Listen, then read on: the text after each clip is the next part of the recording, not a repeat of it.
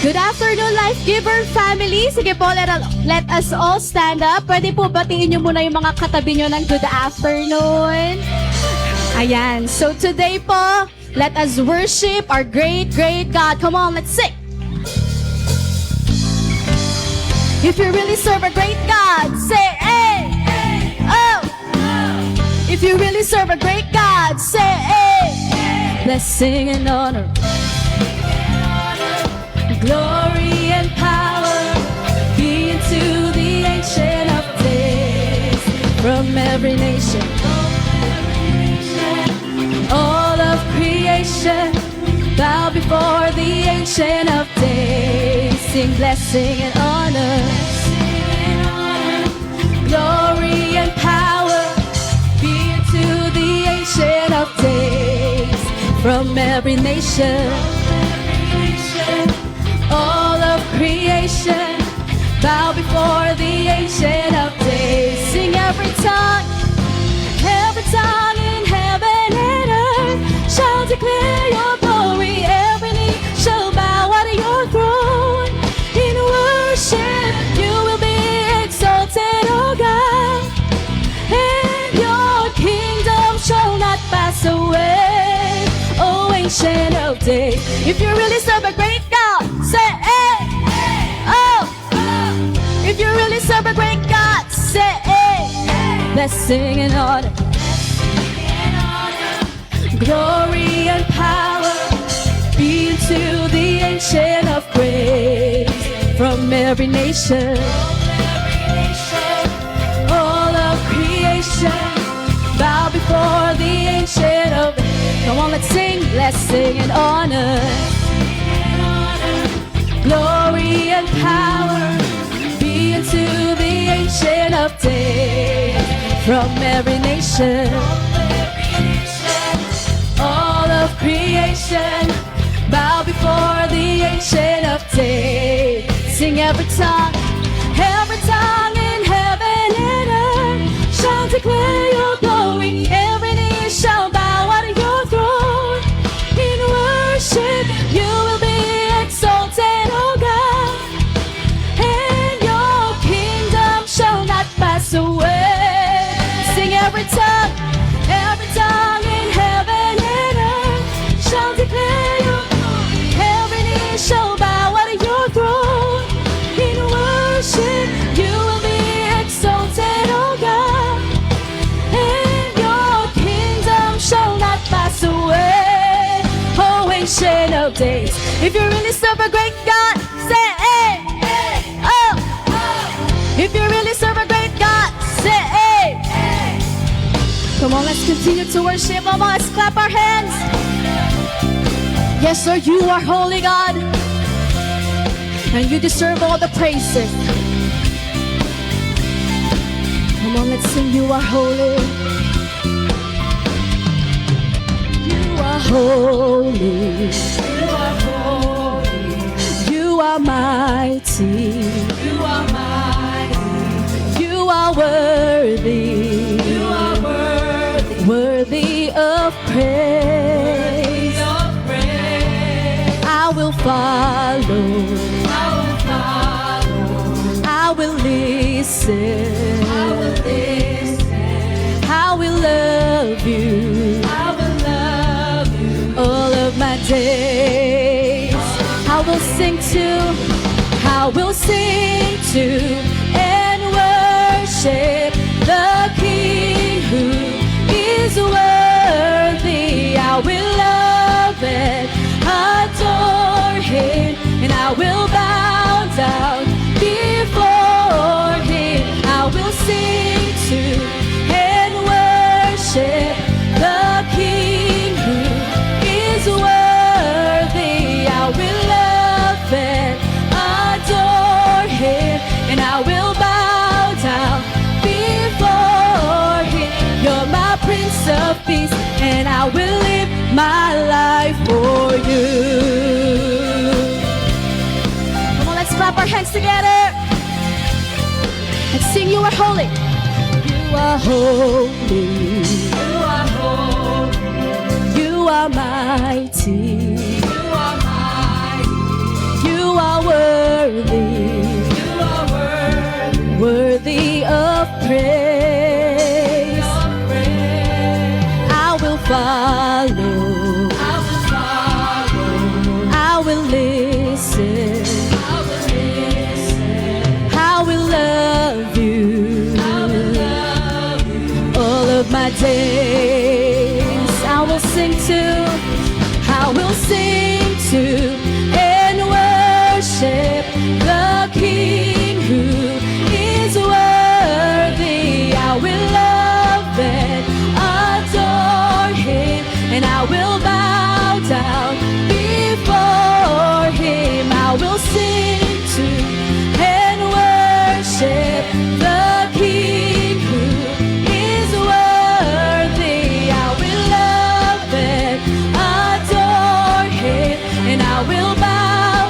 bow before Him. You're my Prince of Peace, and I will live my life for You. Come on, sing! You are Lord of Lords, You are King of Kings, You are mighty God, Lord of everything. You're Emmanuel, You're the great I am, You're the Prince of Peace. Who is the Lamb? You're the living God, You're my saving grace. You will reign forever. You are Ancient of Days, You are Alpha, Omega, beginning and end. You're my Savior, Messiah, Redeemer and friend. You're my Prince of Peace, and I will live my life for You. Come on, for the last time, let's worship. You are Lord of Lords, You are King of Kings, You are mighty God, Lord of everything. You're Emmanuel, You're the great I am, You're the Prince of Peace. Who is the Lamb? You're the living God, You're my saving grace. You will reign forever. You are Ancient of Days, You are Alpha, Omega, beginning and end. You're my Savior, Messiah, Redeemer and friend. You're my Prince of Peace, and I will live my life for You. Oh, You're my Prince of Peace, and I will live my life for You.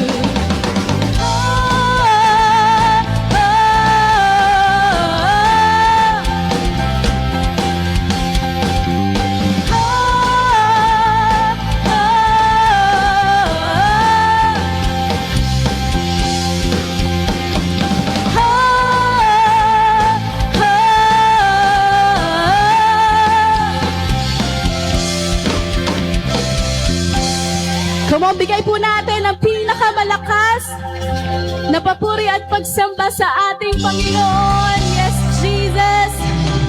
We worship You, God. Yes, Lord, we worship You, God. We lift Your name, God. Lord, thank You, Lord, for Your presence in this place.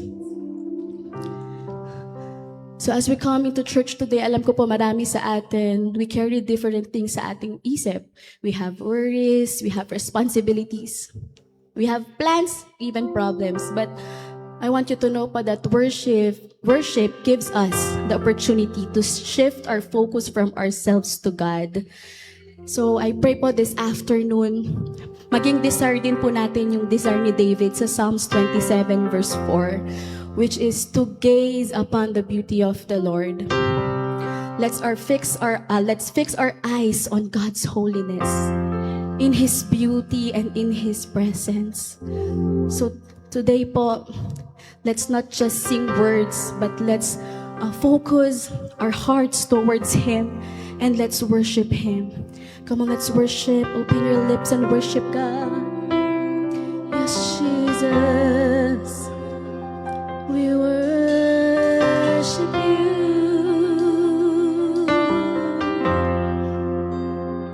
You are holy.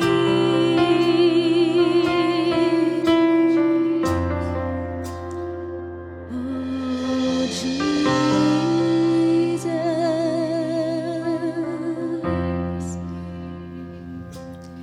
When I look into Your holiness, when I gaze into Your loveliness, when all things that surround become shadows in the light of You.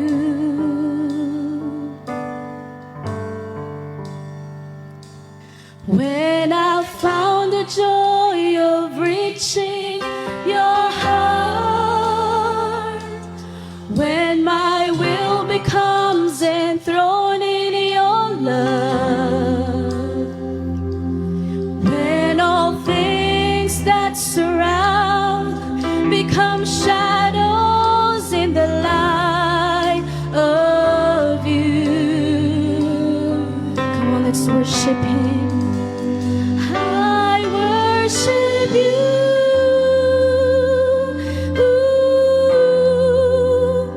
I worship You.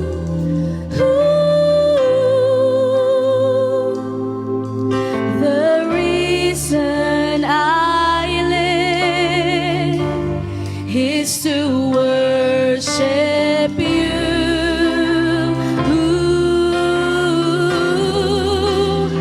I worship You.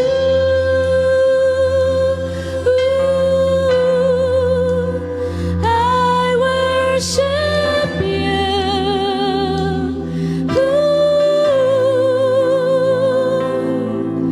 The reason I live is to worship You.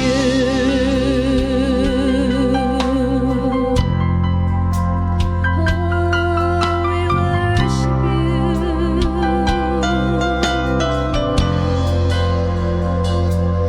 When I look into Your holiness,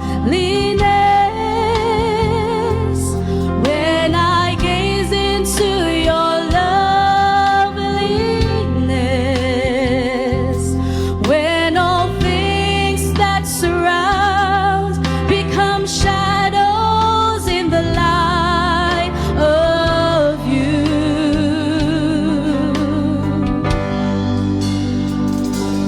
When I found the joy of reaching Your heart, when my will becomes enthroned in Your love, when all things that surround become shadows in the light of You. Come on, let's raise our hands and worship.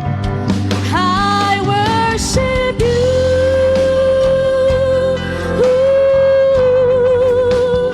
I worship You.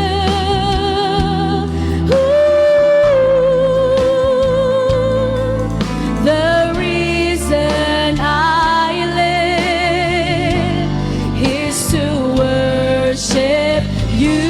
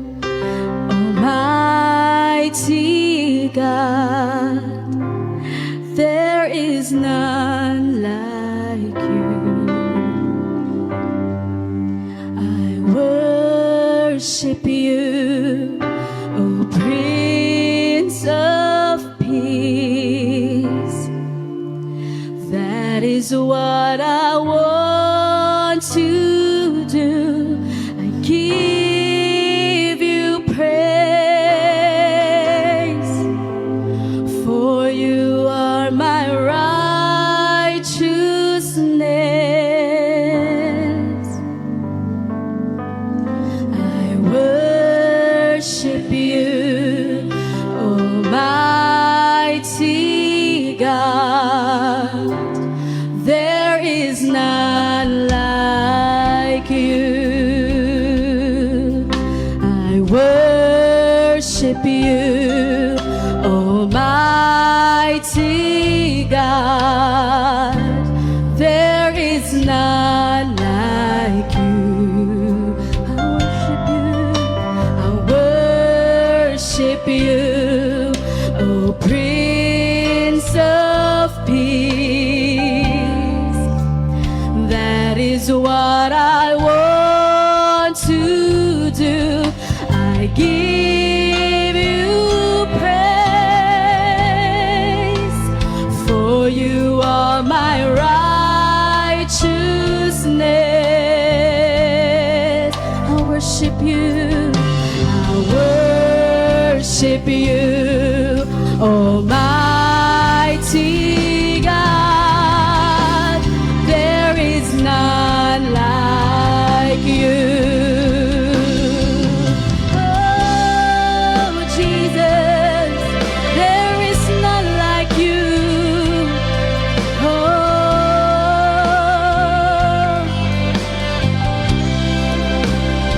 you deserve the glory, God. Oh, we love you, Lord. I worship you, Almighty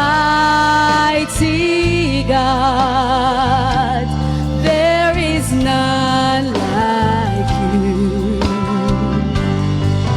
I worship you, O Prince of Peace.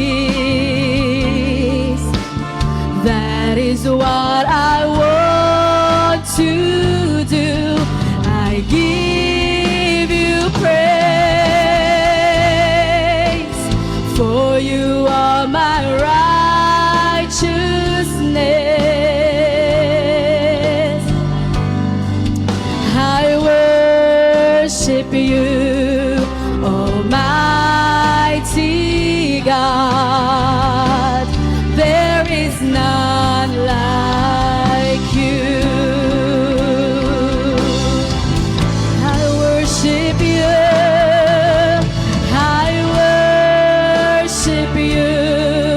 Almighty God. There is none like you. I worship you, O Prince of Peace. That is what I want to do. I give you praise, for you are my righteousness. I worship you, Almighty God.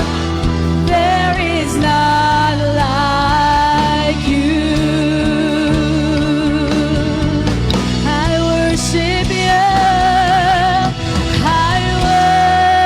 worship you, Almighty God. There is none like you. I worship you, O Prince of Peace. That is what I want to do. I give you praise, for you are my righteousness. I worship you, Almighty God. There is none like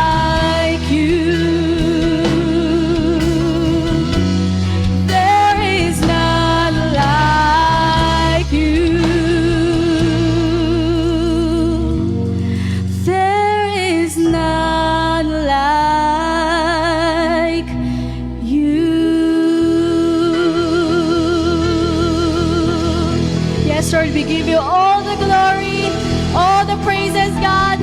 Salamat po. We love you, Jesus. This we pray in the mighty name of Jesus. And everybody say, Amen.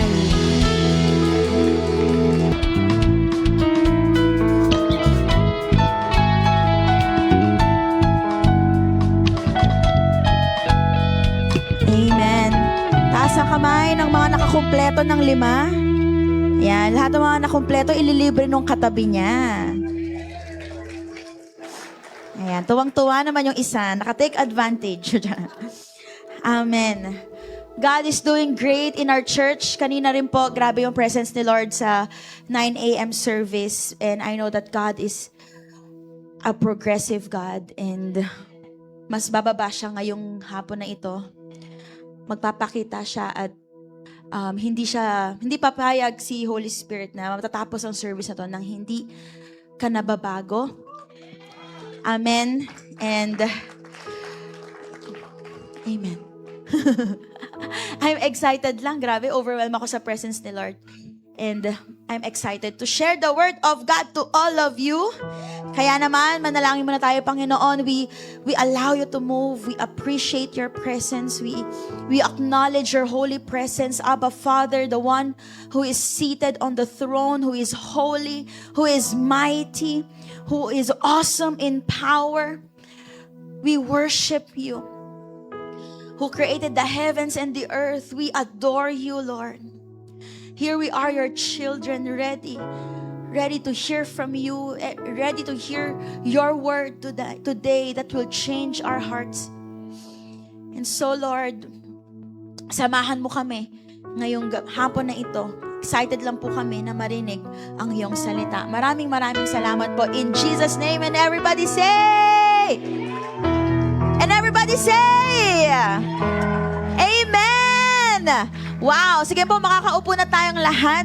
Bago po ako mag-share, no, nasa pangalawang linggo na po tayo ng ating Reverence for God na series natin. Ito po ang first core values ng Life Giver Church, which is reverent devotion to God.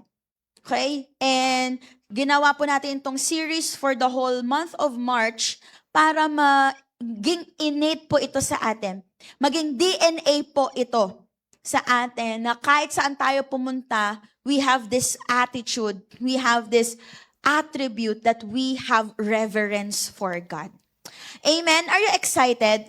Pero bago yan, I just want to report to you, grabe po yung nangyari this week sa ating life retreat, batch 49. Tatayo lahat ng mga graduate ng life retreat, tapos papalakpakan natin sila. Come on, come on, come on! Yay! Hey! Hey! Hey! Hey! Hey! Hey! Hey! Hey! Wow!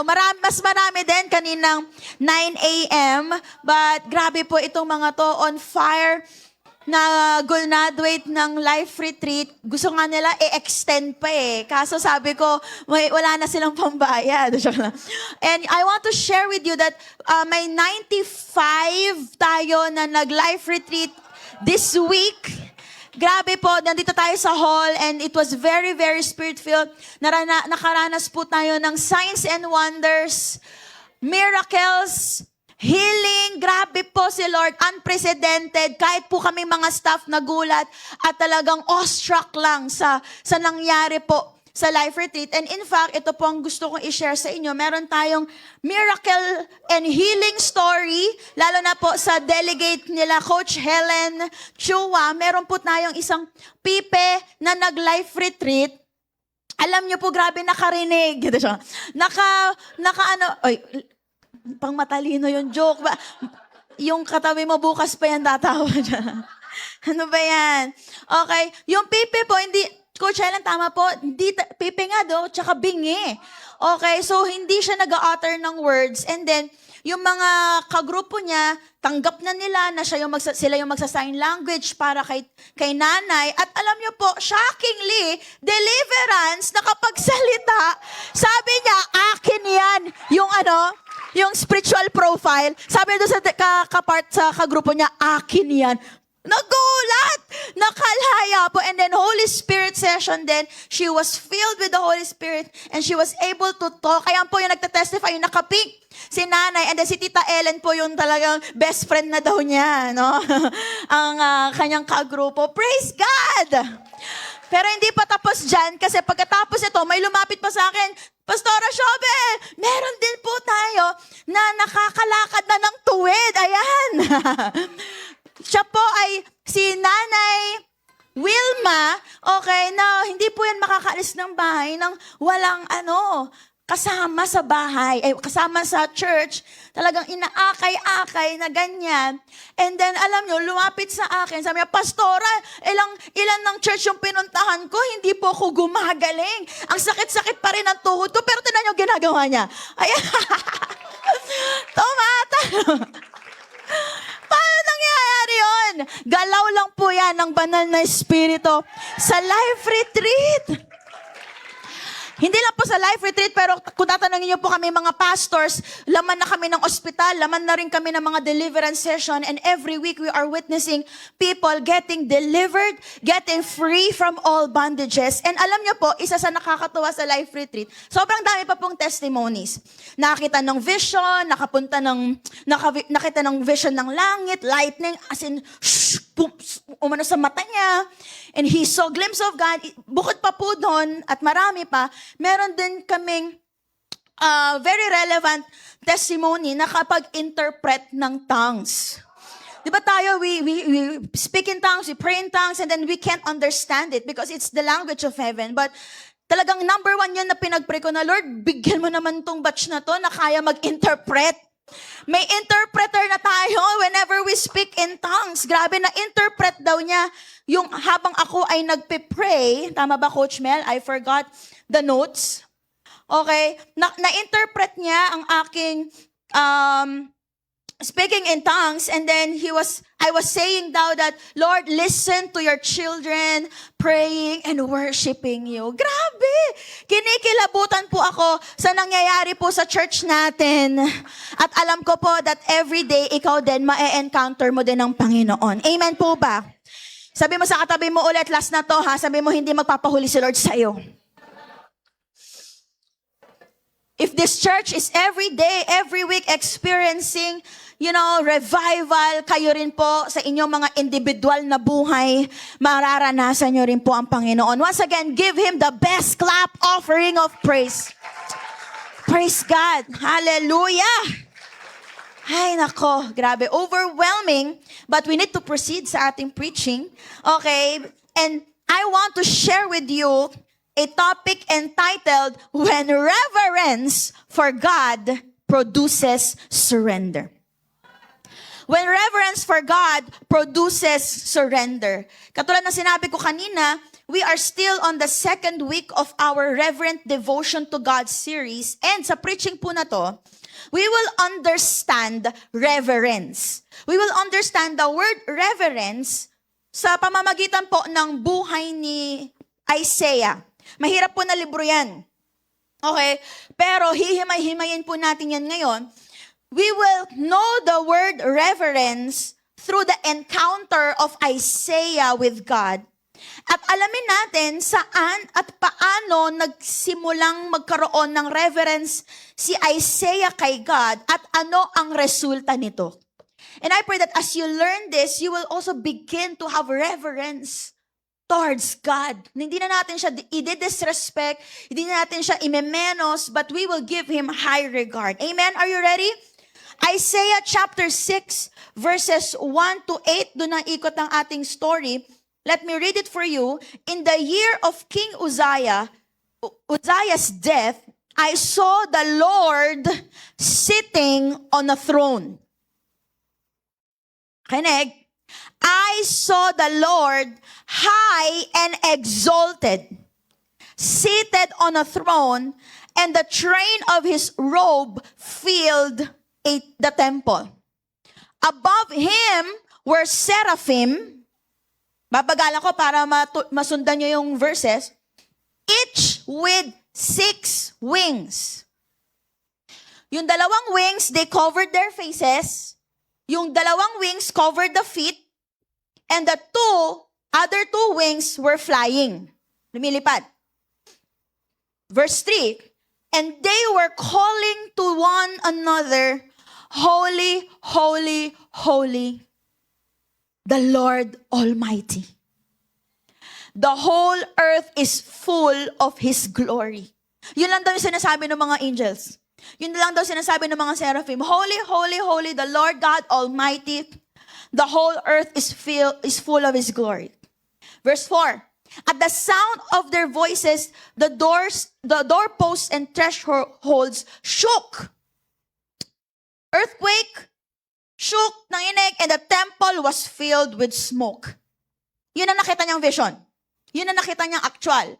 And look what his reaction was. Verse 5. Sabi ni Isaiah, woe to me! Woe to me! Nakakahiya ako! Hindi ako karapat-dapat!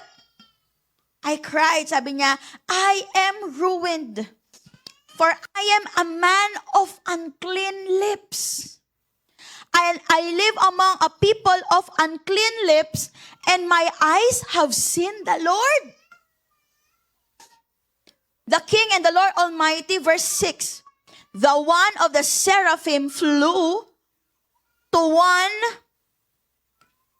The one of the seraphim flew to me with a live coal in his hand, which he had taken with tongues from the altar. So lumapit yung angel. With it, touched my mouth. Hinawakan po yung kanyang bibig and said, see, this has touched your lips. Your guilt is taken away and your sin atoned for. Pinapatawad ka sa kasalanan mo. Verse 8, then, after siyang gawing malinis, then narinig daw niya ang boses ng Panginoon. Verse 8, dito ako magtatapos and I will explain this. I heard the voice of the Lord saying, whom shall I send? And who will go for us? And Isaiah said, Marcus Dylan? And Marcus said to Lord, and Isaiah said, here I am, send me. Palakpakan natin si Lord. This was a moment when God revealed Himself to Isaiah. Makita niyo po yan, underline na natin, gawin kong yellow. No? Sabi po, in the year that King Uzziah died, I saw the Lord. Taas sa kamay ng gusto makita ang Panginoon. Amen. Mauna na kayo. Diba?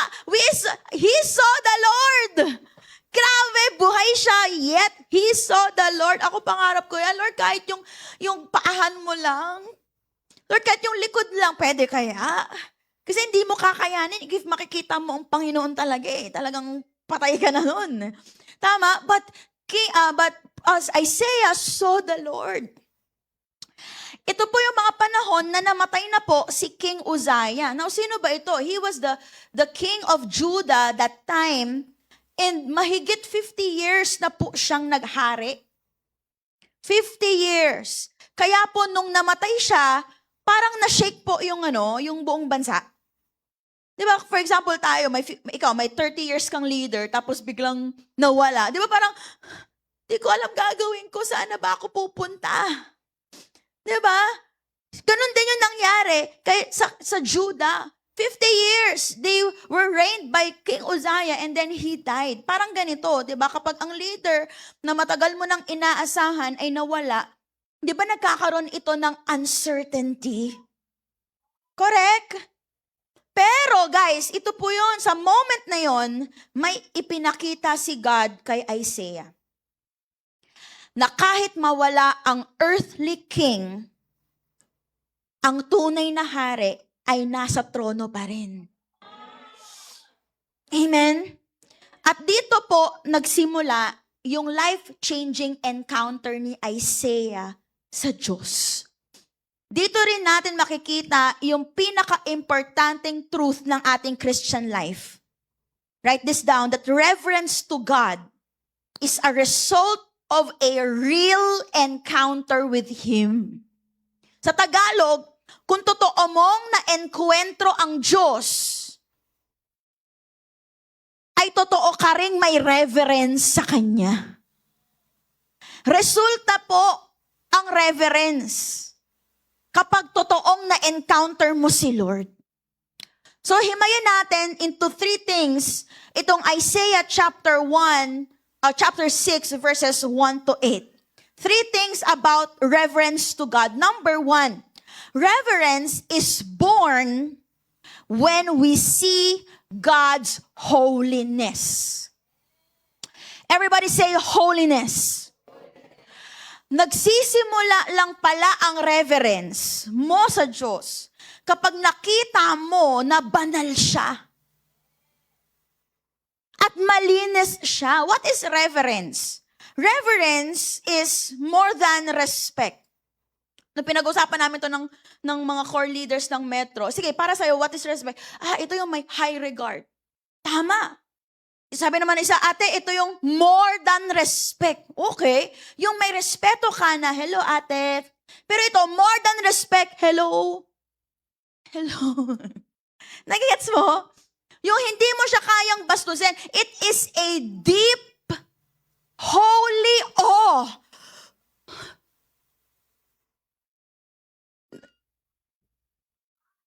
Hello.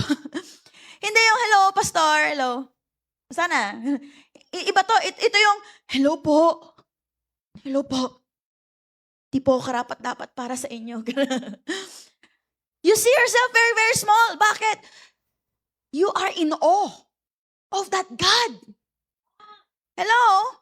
And when you are in awe of God, it changes the way you think of Him. It changes the way you live. It changes the way you live, and it changes the way you worship.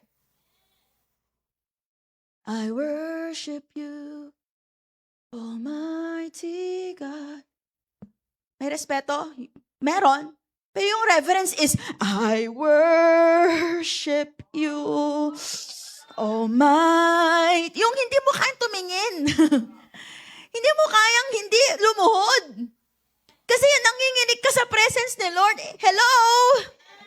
It is daw a posture of a heart na nire-recognize mo, posisyon ng puso na nire-recognize mo na si Lord holy siya. Si Lord banal siya. Si Lord sovereign siya. Si Lord loving siya, pero just siya. Tapos yung Diyos na sinasamba ko, worthy of all glory. Hindi niya deserve yung maliit kong worship. Hindi niya deserve yung papetiks-petiks kong lifestyle. Deserve niya yung all glory sa buhay ko. At yun po yung nakita ni Isaiah. Sabi niya, I saw the Lord high and exalted. Mabigat po yung dalawang salita na yun, ha? He saw the God on the throne high.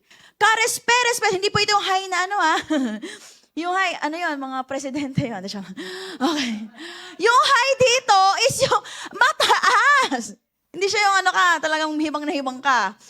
Pero hindi high ang Diyos natin, in Jesus' name. Pero ito yung mataas. Hindi mo maabot. Hindi kayo pantay. Hindi ka pwedeng magtampo doon kasi, hello, hindi kayo magka-level. Isaiah saw a God who is high and exalted. Yung lugar na kung saan nandun siya, wala siyang ibang nakita, kundi lahat ng anghel, lahat ng creation, sinasamba lang siya. Tinataas lang siya. Hello? He saw a God na nakaupo sa trono, meaning, namatay si Uzziah 50 years later. Nangangatog na ang bansa. Bakit? Walang leader. Pero not Isaiah. Hindi niya nakita ang problema. Hindi niya nakita na walang hari ang Judah. Pero he saw that the God he served is there seated on his throne. May Diyos na nakaupo sa trono.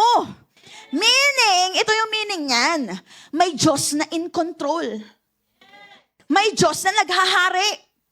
May Diyos na makapangyarihan. Na kahit magbago ang mundo, ang trono ng Diyos hindi nagbabago. Amen? Alam nyo, pina-generate ko kay Gemini ChatGPT yung verses 1 to 4. Ito naman yung kinayanan niya. No, it cannot justify, ha? This photo cannot justify yung nakita ni Isaiah, but somehow, I think we are getting a glimpse of what Isaiah saw. There is a fire and shining God who is seated on the throne, who is in control of your life, who is reigning in your life, at hindi ka pababayaan. Amen? At hindi lang po yan, may anghel, mga seraphim na nasa gilid daw. Okay? May mga seraphim po siyang nakita. Alam niyo po, ito kikilabutan kayo dito kasi iisipin mo, ano bang ginagawa ko sa worship life ko? Nakakahiya naman sa ginagawa ng mga anghel na to. Kasi 'di ba sabi ni Isaiah, nakita niya may 6 wings. Alam niyo ba may significance yung 6 wings na yon? 'Di ba yung una, yung 2 wings, saan nagko-cover? Sa mata. That speaks of reverence. You cannot look at God eye to eye. You cannot see Him face to face. He is holy. He is full of light. Hello? Hindi mo kayang tignan ng Diyos, and that speaks of reverence. Itong mga anghel na to, oo, nag-worship sila, pero may reverence sila sa Diyos. Di ba yung mga hari ngayon, mga modern monarch, and then yung mga napapanood dyan sa mga K-drama, yung mga alipin, diba, sa hari, di ba hindi sila makakita? Hindi sila makatingin sa hari? K-drama. Di ba? Tapos pag-aalis na sila dun sa hari,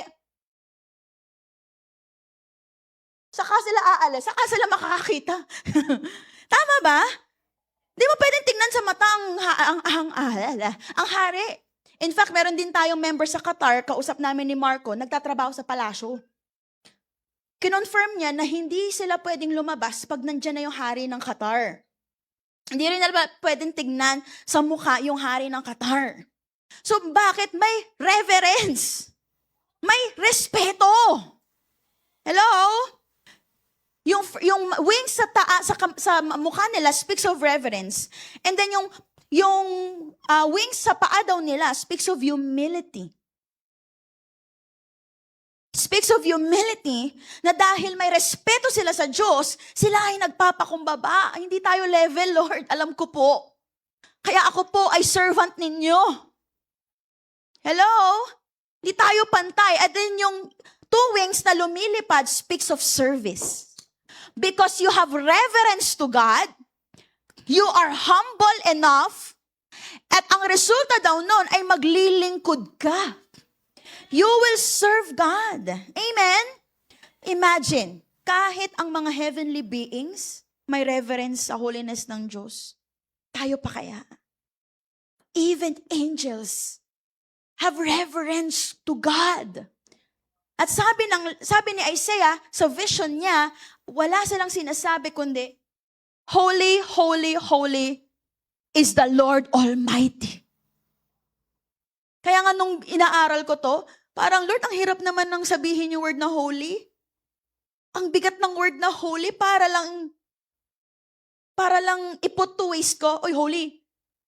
Nagigets mo? Para bastusin ko. Kasi wala sila ibang sinasabi sa langit, kundi holy, holy, holy. At hindi lang siya isang holy. Hindi lang 2, kundi 3. Nung tinignan ko po sa cultural background, study Bible, yung ibig sabihin nung, bakit 3? It speaks of, write this down, superlative holiness. It speaks of superlative holiness, meaning ganito po, ladies and gentlemen, sobra, sobra, sobra, sobra, sobra, sobra, sobra, sobra, sobrang banal ng Diyos. Na hindi siya dapat binabastos. Na hindi lang siya inuupuan, niluluhuran siya. Sobra, sobra, sobra, sobra, lahat na ng sobra. Ganon po yung kabanalan ng Diyos. Bakit ka magkakaroon ng reverence kay God? Bakit mo re-respetuhin si God? Kasi sobra, sobra, sobra, sobra, sobra, sobra siyang banal. Amen. Kapag nakita mo ang holiness ng Diyos, hindi ka magiging casual sa Kanya. Kaya pasensya na po kung minsan na namin nasabi sa inyo nung kayo ay nag-life at life start na best friend mo si God. Mali po yun. Ibabalance ko lang ngayon. Pwede mong maging kaibigan ng Diyos, pero siya ay Diyos na banal na nire-respeto. Hindi siya yung, Lord, tampo naman ako sa'yo. Kala ko best friend kita, hindi mo ako sinagot.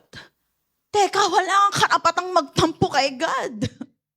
Again pasensya na, hindi kayo pantay. Honor His decision over your life. Bakit? Sobra niyang banal. And I think, sana magbago the way we worship Him. Let's not be casual to Him. Magkaroon tayo ng reverence to God. Because number one, reverence is born when we see God's holiness. Bakit hindi natin gawin at every time you enter here, imbis na LED yung nakikita mo, ang nakikita mo, trono ng Diyos na nag-aabang sa'yo para sambahin siya. At yung mga anghel nakapaligid sa Kanya, millions, sea of angels, ang nakaabang na nag-worship at makikisingit ka lang doon. Ang dami nag-worship. Lord, sana mapansin mo ko. Kaya gagalingan ko, magpapapansin ako. Pwede ba lang gawin na natin yon simula this week? That whenever you close your eyes, I see the God who is seated on the throne, high and exalted over the earth. Amen? Sige nga po, palakpakan natin ang Holy God. And number two, when you see God's holiness, ito pong nangyayari kay ang pangalan niyan? Ni Isaiah. When we see God's holiness, we see our sin. Kapag nakita mo pala na sobrang banal ng Diyos, makikita mo rin kung gaano ka makasalanan. Verse 5, then he saw the God who is seated on the throne. Alam mo ba hindi niya ginawa celebration? Worthy, we're worship. Ang ginawa niya hindi celebration, ang ginawa niya confession. Yun pala ang dulot ng reverence. Yun pala ang dulot ng holiness. You will see yourself unworthy in God. Sabi niya, woe to me. Woe to me. I am ruined. I am a man of unclean lips. At I live among a people of unclean lips. Lord, madumi ako. At yung mga tao sa paligid ko, mga unclean lips din. For my eyes have seen the King, the Lord of armies. Ang ibig sabihin nito, hindi lang niya nakita yung holiness ni God. Pagkatapos niyang makita ang holiness ni God, nakita niya kung gaano siya makasalanan. At tinuro niya yung pinakamaruming bahagi ng tao. Bibig. Ang bibig ng tao ang nagpaparumi ng kanyang buong pagkatao. Di ba sabi yan ng Matthew 15:11? Hindi naman iba yung nagpaparumi sa'yo eh. What comes out of your mouth, yun yung nagpaparumi sa'yo. You know, what goes into someone's mouth doesn't defile him, but what comes out of their mouth, that is what defiles them. So ganito po, nung nakita ni Isaiah yung kabanalan ng Diyos, napaluhod tong mama na to, hindi niya kinakayanan yung presence ng Diyos. Hinawakan niya yung bibig niya. Sabi niya, Lord, ang dumi-dumi ng bibig ko.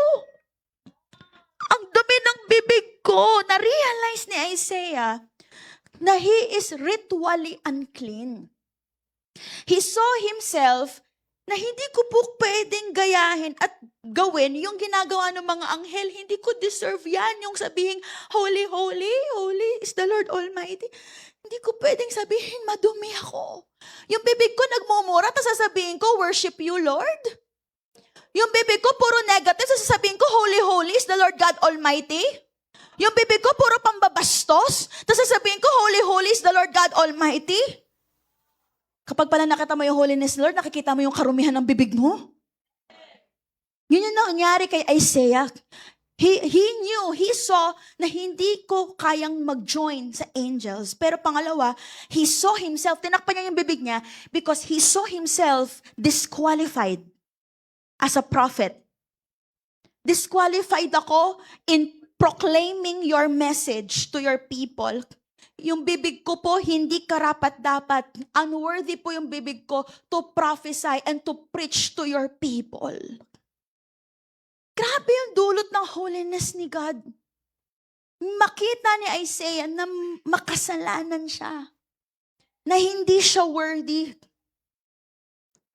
In Life Giver Church, ito ang nangyayari kapag tunay kang naka-enkwentro sa Diyos. The closer you get to God, the clearer your sin is. Malinaw, di ba, na malinis ang Diyos? Pero malinaw din kung gaano ka kadumi. At ang pinakamaruming ginagawa mo ay yung lumalabas sa bibig mo. Now, it makes sense. Kaya ang tunay na reverence ay nagpo-produce ng repentance. You become aware of your sin. And look at this, you become humble. Sino dito aamin na the more siyang tumatagal sa Christian life niya, the more siyang yumayabang sa Diyos? Wala nga amen? Ako na lang. Ako po inaamin ko, habang tumatagal ako sa ministry, parang payabang na payabang ako kay Lord. Or Lord, nandito na ako, mag-worship na ako sa'yo. Worship me. Watch me. Lalakad na lang ako, late na lang ako pupunta ng church. Bakit? Magpipreach naman ako. Wala nang reverence. Lord, bakit ako gagawa ng kasalanan? Nabubuhay naman ako ng malinis. We tend to be very arrogant and prideful kay God. Pero grabe pala dulot ng holiness. Kapag nakita mong holy si Lord, araw-araw nagre-repent ka. Kasi araw-araw alam mong hindi ka worthy sa Diyos. Amen? Holiness pala, reverence produces conviction and repentance. Kaya tanong ko sa core ko, araw-araw pa ba tayong humihingi ng tawad? Sana araw-araw humingi tayo ng tawad. Kahit hindi na natin nagawa, Lord, patawarin mo ko, di ako deserve, pero nangyayari to sa akin, pero patawarin mo ko, Lord. Number 2, when we see God's holiness, we see our sin, but it doesn't stop there. Reverence is born when we see God's holiness. When we see God's holiness, we see our sin. Pero number 3, when we see our sin, pag nakita mo na, the moment nakita mo na makasalanan ka, at the moment na inamin mo, Lord, makasalanan ako at madumi ako, then you experience His grace. Grabe pala yung domino effect when you see God's holiness. Mararanasan mo yung grasya ng Panginoon. Amen? Reverence starts when you see God, you see your sin, inamin mo, saka papasok pala si Lord. Nasasabihin niya, my grace is sufficient for you. Amen. At yun po yung nangyari kay Isaiah. Tingnan po natin yung verse 6.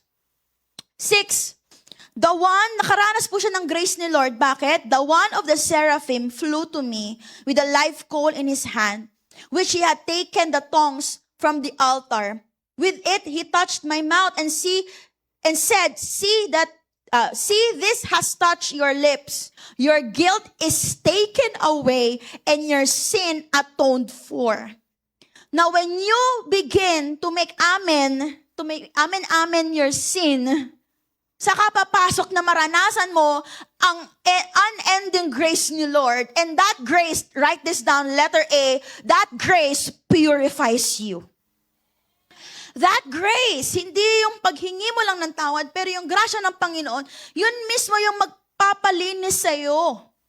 Tingnan natin yung verse, ayan, the one of the seraphim flew to me with a live coal. Sa ibang translation kasi burning coal. Kasi ang seraphim ay tinatawag na burning ones. Ayan, in his hand, which he had taken with a tongs from the altar. So, nagliliyab itong tong na ito, live coal na ito, at lumapit siya kay Isaiah.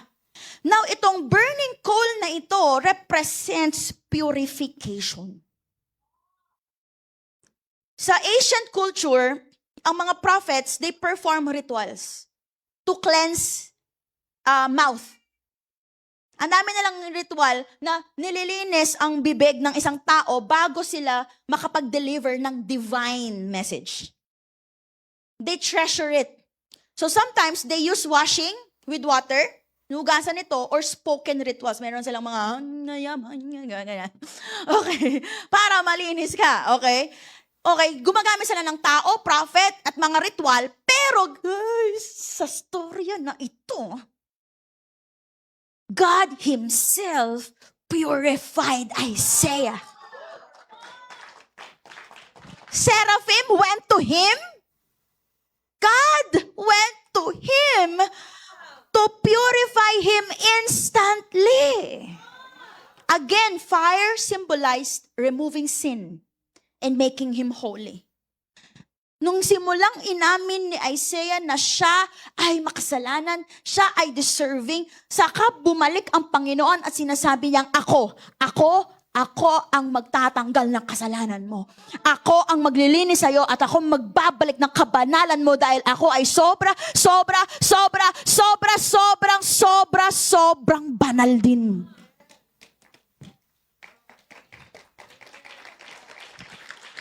Parang nga may Christopher na nangyari dito.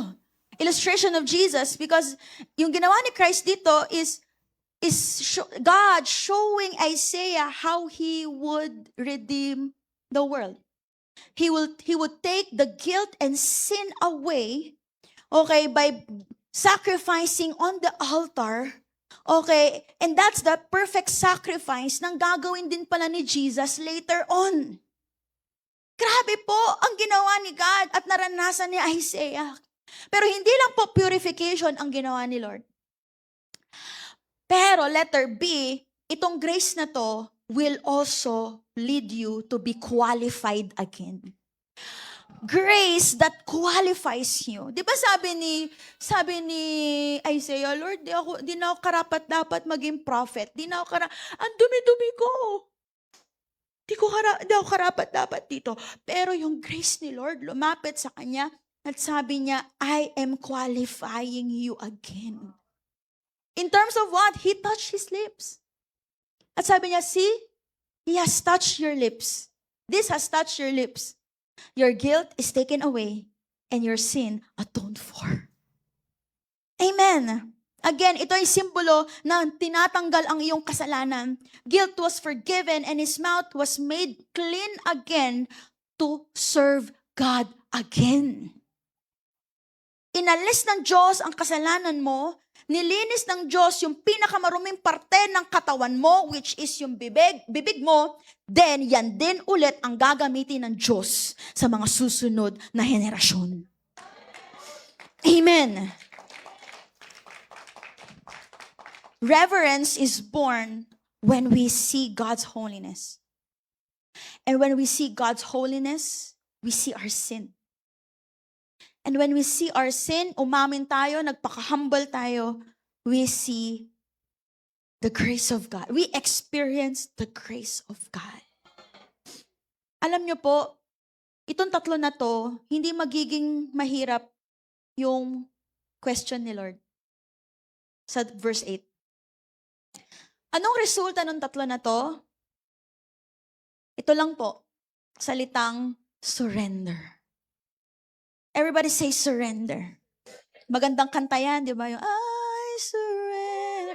Galing-galing ng kumanta niyan, tsaka nung writer, grabe, ang anointed nun eh. Sovereign yun eh. Charing. What is the result? Surrender. Bakit? Tingnan mo, parang nagparinig si Lord eh. After nung encounter na yon, biglang boom, verse 8, then I heard the voice of the Lord saying, whom shall I send? Big brother, who will go for us? Pambihira, matik sagot to. And I said, here I am, send me. Hindi pinilit ng Diyos si Isaiah. Wala rin kayo nakitang tanong ni Moses. Paano pag di siya lalakinig? Paano pag ganito? Walang ganun. Walang tanong-tanong si Isaiah dito. Tinanong niya kung sino ang willing. At dahil naranasan ni Isaiah ang holiness ng Diyos, tapos nakita niya yung kasalanan niya at naranasan niya yung kapatawaran sa pamamagitan ng grasya ng Panginoon, ang sagot niya, "Here I am! Send me!" Hindi siya nagtanong, mahirap ba? Hindi siya nagtanong, "Lord, saan ba? Saan ako pupunta?" Ang unang-una niyang ginawa, surrender. Grabe pala dulot pag nakita mo yung holiness ni Lord, reverence. At kapag pala may reverence ka kay Lord, surrender lahat ng action mo. Surrendered life pagdating sa mission. Amen? Hindi pala, tingin sa akin, ito realization ko eh. Hindi pala mahirap hikayatin o tawagin ang isang taong may reverence kay God. Kasi nakikita niya yung posisyon niya eh. Sino ba ako pero ginagamit ako? Ito, realization ko din. Tanong din to. Tingin sa akin. Kaya siguro ang hirap mong hikayatin at tawagin sa calling mo kasi wala ka ng reverence. Sabi ni coach, ikaw muna mag-preach. Kasi, pwede ba ikaw muna tumugtog? Kasi wala akong guitar. Pwede ba ikaw muna pumunta dito sa church, mag-serve ka, mag-tech ka, gano'n? Kasi wala naman akong pamasahe, hindi niya naman ako binibigay. Ang taong maraming dahilan, hindi niya nakikita yung holiness ng Diyos. Wala siyang reverence. Bakit? Kung may reverence ka kay Lord, alam mong banal siya. Alam mong pinatawad ka. Kaya sino ako para hindi maglingkod kay Lord? Tara mo yung katabi mo, lingkod-lingkod din pag may time. Ulitin ko yung tanong ko kasi nakakabasag yung tanong eh. Kaya siguro hanggang ngayon, hinihila ka pa rin papunta sa service mo kay Lord. Kaya siguro hanggang ngayon, kailangan pa ba i-convince ka, bro? Kailangan pa ba mag-tumbling yung mga pastor dito para lang mag-serve ka kay God? Kailangan pa ba namin malaking timer dito para hindi ka malate sa 1 p.m.? Kung may totoong reverence ka kay Lord, hindi ka na pinipilit. Sasabihin mo agad, "Here I am! Andito ako! Jason!" Huwag kang tatawid! "Here I am! Send me!" Anong life group dyan? Sige, send me. Send me Gcash.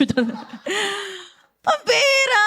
Tinan mo yung katabi mo. Sige nga, matahin mo nga. Ba't ka pa kailangan hilahin dito? Nakakainis ka naman, pre. Alam mo, I hope that after this preaching, you will have reverence, strong reverence to God. That will lead you to what? Total surrender. Amen? Pwede ba natin palakpakan si God? Yung palakpak ng may reverence.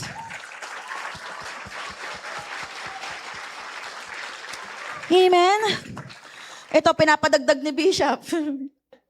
Sabi niya, "Anak, dagdag mo to." Na-bless daw siya sa 9 a.m. Sabi niya, sabi ng Bishop natin, sabi niya, reverence to God does not lead to service that is dull. Reverence for God doesn't lead to sending is nothing. Ang reverence na hindi ka nalilid na ihayo ka, it's nothing. Reverence for God that does not lead to genuine worship is vague. And reverence for God must result to obedience, full obedience, sacrifice to serve kahit walang result kasi si Lord lang ang audience. Reverence! Kaya pa sa inyo, reverend. Reverend, shobe. Joke lang. Ay, I'm done. If we have a change of mind today, that God is seated on His throne, I think, magbabago yung way mong mabuhay. Mababago yung way mong mag-worship. And so I pray na bigyan ka ni Lord ng reverence ngayon. To finally end this, I will conclude this preaching with a big uppercut. in verses 9 to 13. I'll give you an overview. Makinig kayo mabuti kasi ang Isaiah kasi mahirap, prophet, poet, ang hirap intindihin. Pero I will do my best to explain this to you. Yung overview ng situation ng Israel at ni Isaiah, ganito po yan. Sa chapter 1 to 5, kasi ito, di ba, 6? Chapter 1 to 5, you will see how sinful and rebellious the people of Israel was. Sobrang sakit ng ulo ni Lord. Sa chapter 1 to 5, tumalikod, gumagawa ng kasalanan, sumasamba sa ibang Diyos-Diyosan, magsaserve, hindi magsaserve, babalik, aatras, alam mo yun, sakit sa ulo. Parang ikaw. Parang tayo, parang ako, ang sakit ng ulo ni Lord. Then, ito yung number 1 tanong ng buong prophet ni Isaiah. How can these people ever become pure again? Yun yung magandang tanong paano itong bansa na to makakabalik sa purification? Paano ito na masakit sa ulo na country or na bansa ay sumunod ulit sa Diyos? Pinakita ni Lord kay Isaiah papaano through that encounter in verses 1 to 8. Pinaranas ni Lord muna kay Isaiah. He saw His glory. He saw God in His glory. Then he realizes his own sinful nature. Tama? And then after that, God cleansed him, right? Nilinis siya ni Lord. And then he hears God asking, who will go and speak for us, for me? And then ano sabi ni Isaiah? Here I am, send me. You know, God gave him a mission. Saan siya pinapadala ni Lord? Ano yung here I am, send me? Look at this. Makinig kayo ng mabuti. Verse 9 to 13. Basahin ko sa inyo. Then I heard, blah, blah, blah, here I am, send me. Sabi niya, go, ito yung mission. Go and tell this people. Ulitin ko. And he said, go and tell these people, keep on listening, but do not understand. Kailangan, kinig lang kayo. Pero alam ko naman din nyo maintindihan Keep on looking, but do not gain knowledge. Make the hearts of these people insensitive. Their ears dull. Their eyes blind. So that they will not see with their eyes, hear with their ears, understand with their hearts, and return and be healed. Parang negative to. Totoo, makinig kayo mabuti. Negative Yun yung mission ko.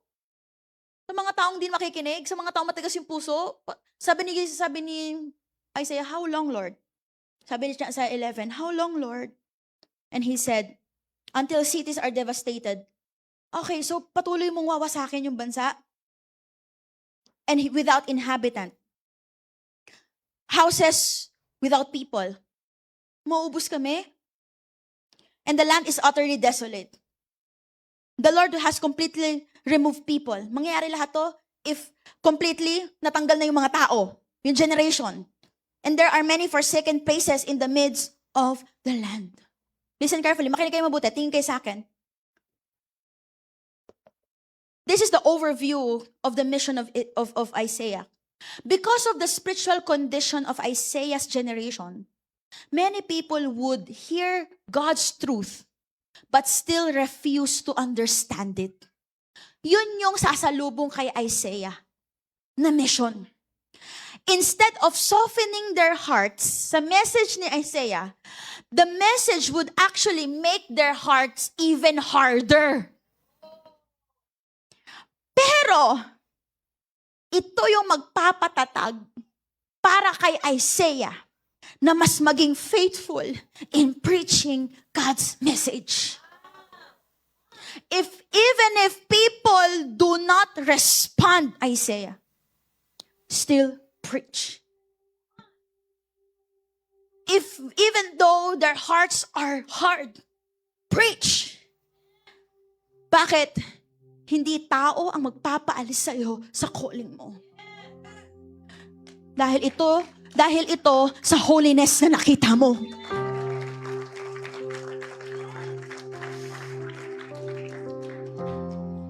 Whom shall I send? Who will go for us?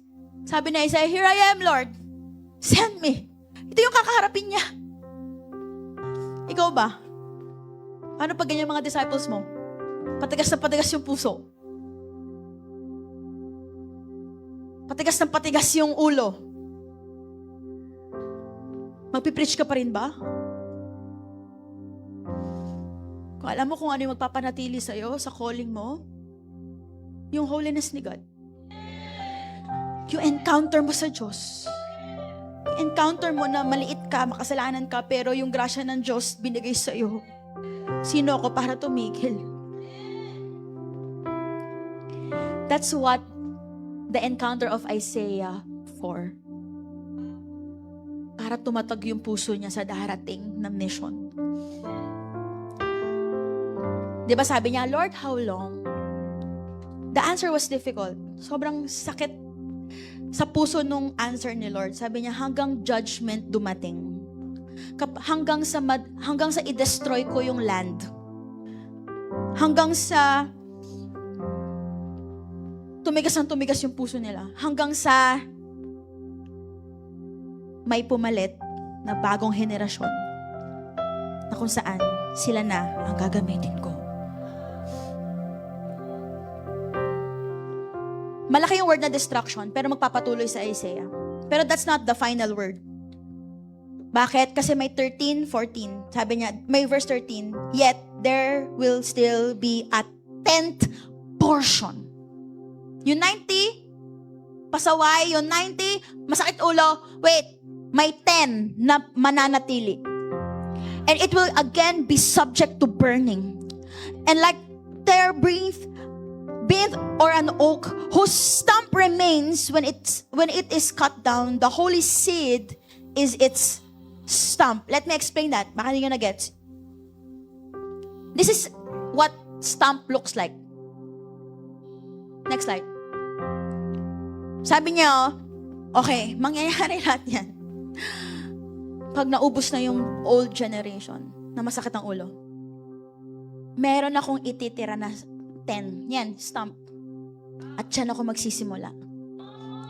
That speaks of the next generation na paglilingkuran mo rin, Isaiah. Are you getting it? From that stump, sabi ni Lord, is a holy seed. At itong stump na to will now be faithful group of people na kung saan magpapatuloy ang galaw ng Panginoon hanggang sa dumating ang Messiah. Panahon to na Isaiah. Hindi pa dumadating si Jesus. Stump. Imaginein mo, ganun yung mission ni Isaiah. Sasakit ulo niya sa isang generation, yet may bagong mag-rise up. And still, he needs to send the message that the Messiah is coming. That repent, serve Him. But you know what I saw? Ano man ang mission niya, full surrender siya. Buo ang pasuko niya, hindi dahil ang hirap at kaya niya yung mission, pero dahil nakita niya ang Diyos. Na Lord, kahit hindi magtagumpay yung ministry ko. Si Isaiah, kung nasa position ka ni Isaiah, diba? Lord, dito mo ako tinawag sa generation na hindi ko naman mababalik sa'yo. Ganun kahirap yung role niya, Isaiah.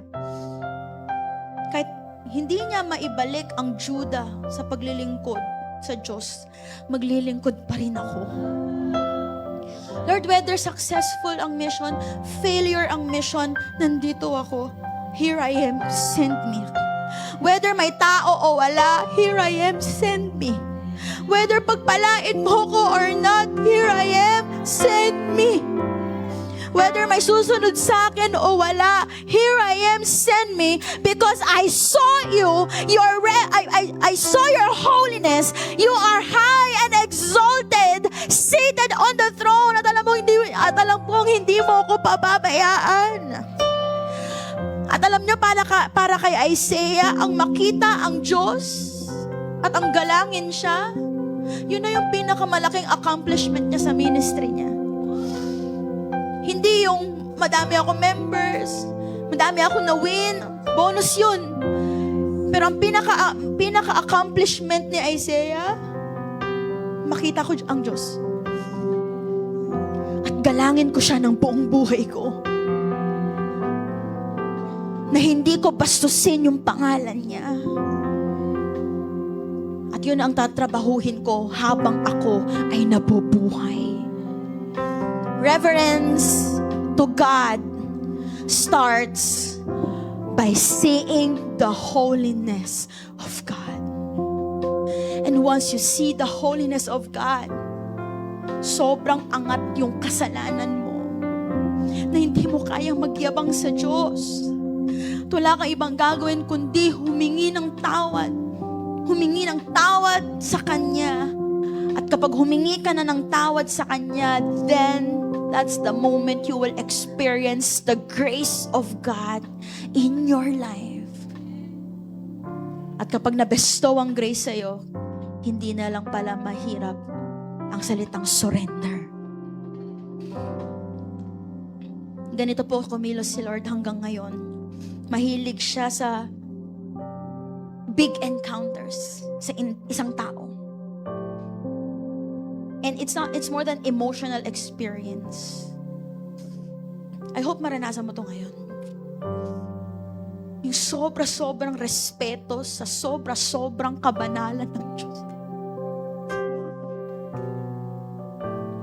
To end this, to conclude this, ang totoong reverence ay nagpo-produce ng isang sagot. Here I am. Send me. If you truly respect God, ano man ang tanong niya, ang sagot mo, nandito ako. Padala mo ako. Nandito ako, gamitin mo ako. Are you willing to do that today? Are you willing to surrender everything to God today? Tanggalin natin tong LED. This is now yung pathway to the throne of God. Can you flash the photo na lang?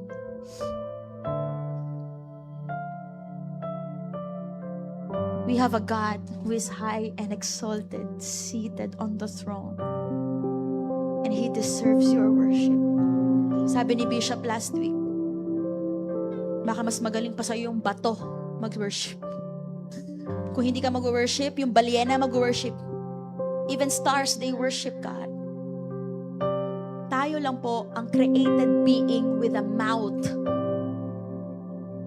that has a privilege to utter words. Holy, holy, holy.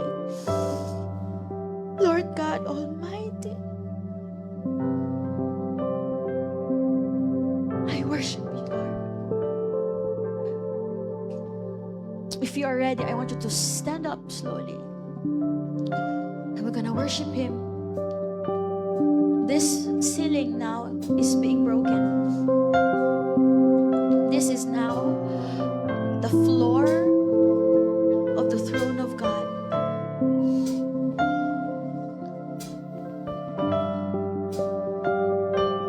Let us adore Him.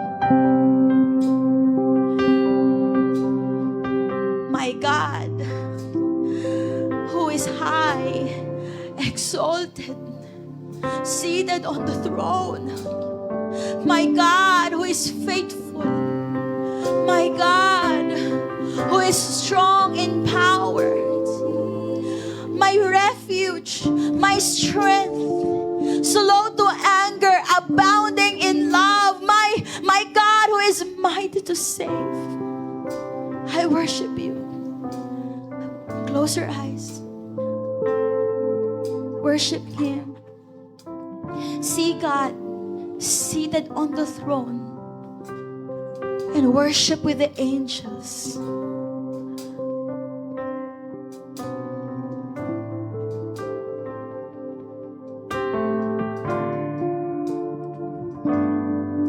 Worship Him.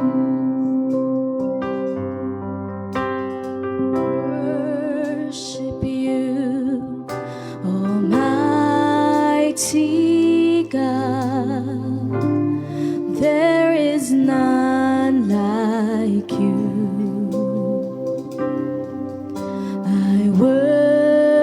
worship you, O Prince of Peace. That is what I want to do. I give you praise, for you are my righteousness. See the holiness of God. I worship you, Almighty God. There is none like you.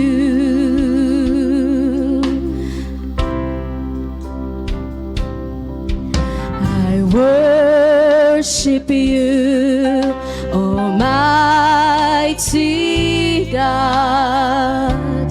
There is none like you. I worship you, O Prince of Peace. That is what I want to do. I give you praise, for you are my righteousness. I worship you, Almighty God. There is none Church, like see the holiness of God. See the holiness you. of God. Worship you, At kung ako sa'yo, Almighty sa sobrang kabanalan ng Diyos, God. hindi mo nakakayanin manatiling nakatayo. Like you. See your sin and experience the grace of God. Lahat na nakikita ng Panginoon ay kusang lumuluhod at sinasamba siya ng buong puso. I give you praise, for you are my righteousness. Dalangin natin siya. Respetuhin natin siya.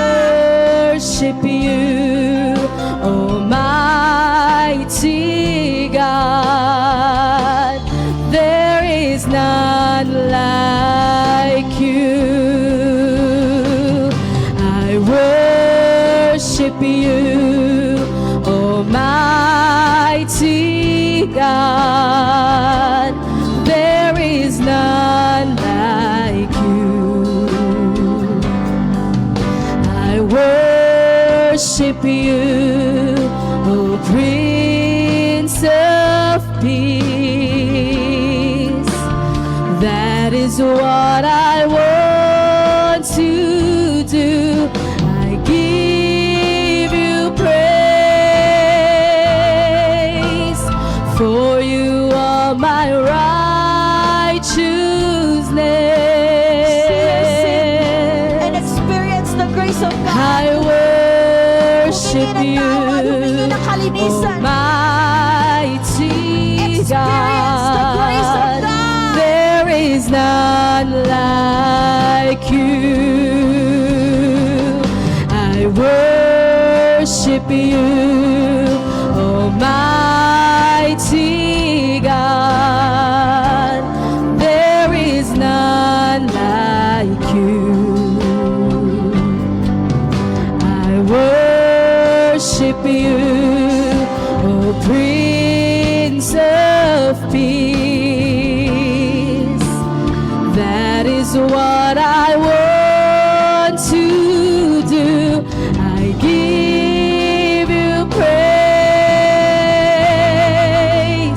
for you are my righteousness.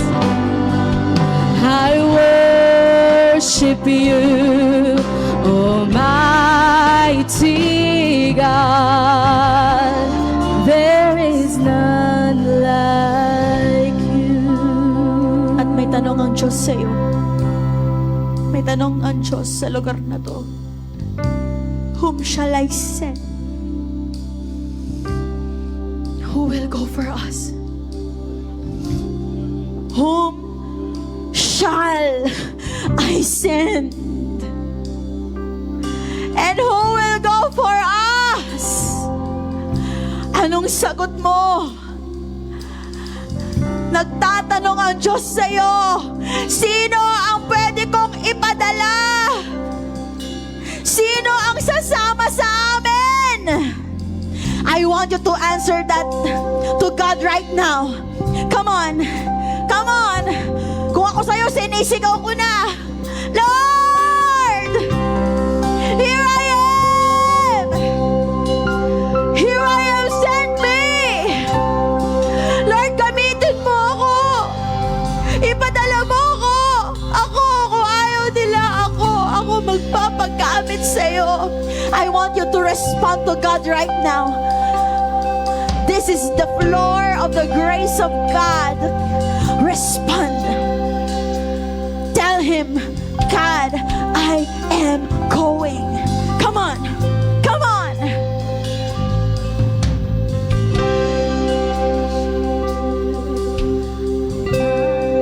Naririnig ka ni Lord. God honors your answer. Nandito ako. Here I am. Send me. Here I am. Send me, Lord. Kahit mahirap, kahit may matigas na puso,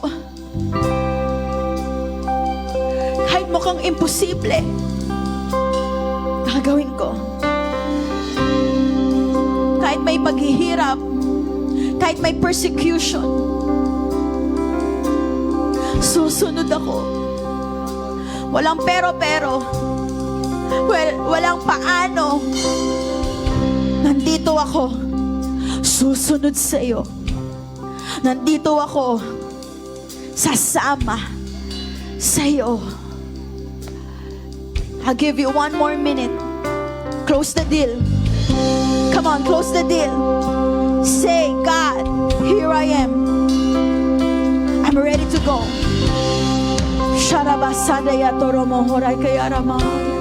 Holy Spirit, lay your hands on these people. Send them. Send them in the name of Jesus.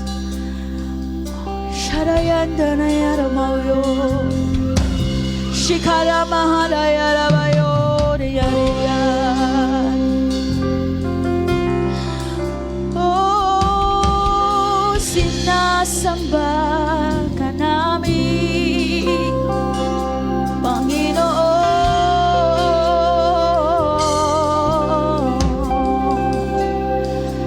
If you are done praying, I want you to slowly stand up right now. We're gonna seal this prayer with worship. And as we worship Him, there's this reverence na i-impart si Holy Spirit sa puso mo. Your heart will be full of reverence towards God, na hindi mo na kayang bastusin ang pangalan niya, na hindi mo kaya na tumayo na lamang kapag nandun ka na sa presensya ng Diyos. In the name of Jesus, this is a holy ground, and I pray, Lord, for reverence in each and every one of us. Lord, open the vision. Allow us to see a glimpse of the throne of the heaven, so that we can respect, we can give reverence to the holy God. Lift up your hands and worship Him.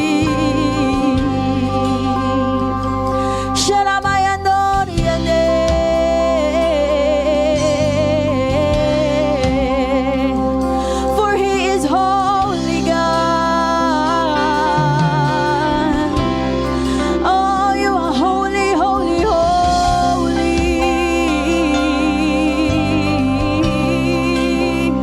Come on, worship Him. Holy, holy is the Lord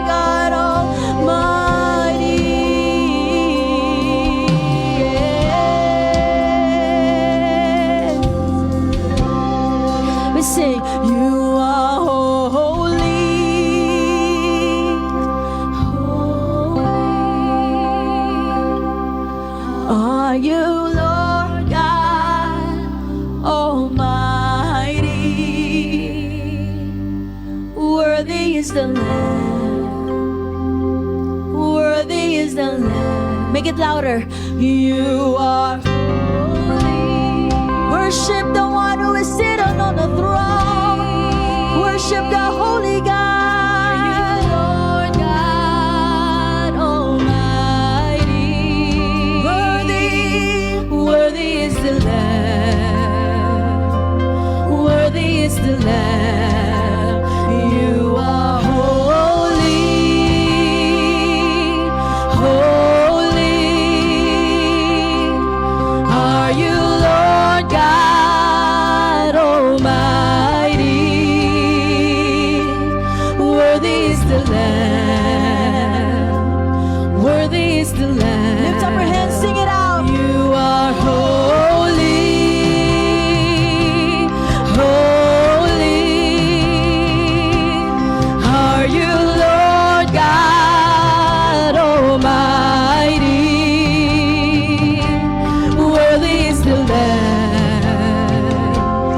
Worthy is the Lamb. You are holy. Holy are you, Lord God Almighty. Worthy is the Lamb. Worthy is the Lamb. Only our voices. You are holy. Holy are you, Lord God Almighty. Worthy is the Lamb. Worthy is the Lamb. For you are holy. Holy are you, Lord God Almighty. Worthy is the Lamb. Worthy is the Lamb. One more time. You are holy. Holy are you, Lord God Almighty. Worthy is the Lamb. Worthy. Worthy is the Lamb. Amen.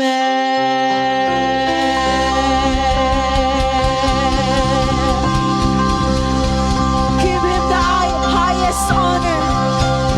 Give him the highest honor. Give him the best of offering he deserves.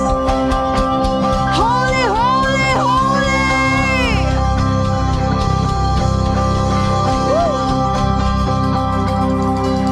Father, we are excited to worship you daily. We are excited to show our reverence to you daily. Not because we are good, but because you deserve it. You are mighty. You are my God who is seated on the throne, who is in control, who is still reigning in my life. You are my King. You are my King. Kaya sinaselyuhan po namin ito ng iyong banal na dugo at ng banal na presensya. Maraming salamat po sa makapal na presensya mo ngayong hapon. Whew. Holy, holy, holy, holy, holy, holy! Yeah!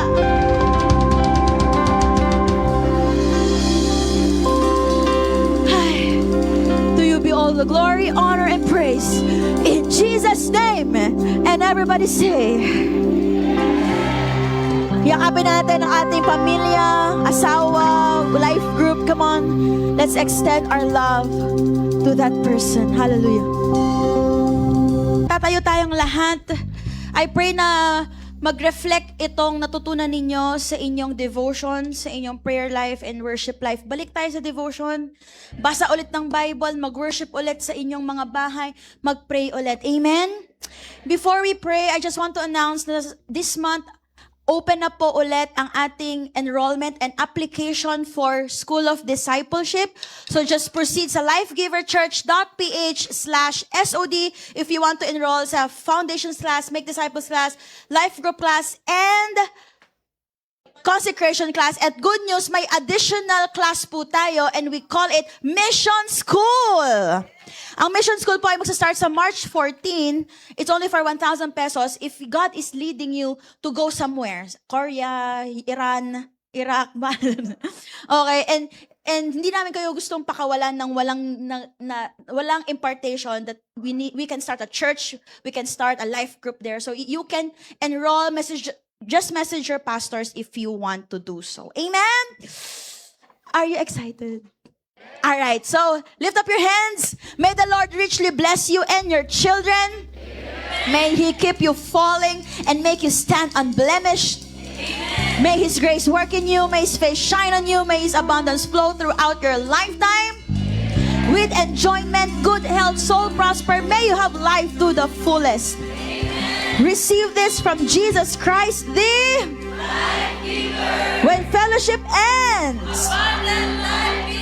God bless you, everyone. If you want to be prayed over, nandito kami ni Rev Lovely to pray for you. Say, hey, oh. If you really serve a great God, say, hey. Blessing and honor, glory and power be unto the Ancient of Days. From every nation,